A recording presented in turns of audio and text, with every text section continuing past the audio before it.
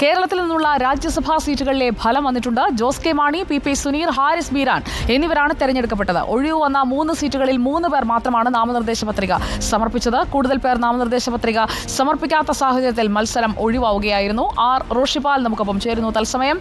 R Roshipal, once again good evening. മത്സരമില്ല, പേരുകൾ നേരത്തെ തന്നെ നമുക്ക് പരിചിതമായവയാണ്. അവരിപ്പോൾ രാജ്യസഭയിലേക്ക് നിയോഗിക്കപ്പെടുന്നു അല്ലേ?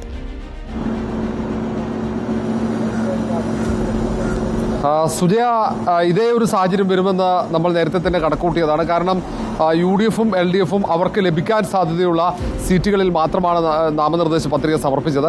നിലവിലെ സാഹചര്യം അനുസരിച്ച് ഒഴിവ് വന്ന 3 സീറ്റുകളിൽ 2 സീറ്റുകളിൽ LDF-ന് സ്ഥാനാർത്ഥികളെ വിജയിപ്പിച്ചെടുക്കാൻ സാധിക്കും. ഒരു സീറ്റിൽ മാത്രമാണ് UDF-ന്റെ സ്ഥാനാർത്ഥിയെ വിജയിപ്പിക്കാൻ സാധ്യത.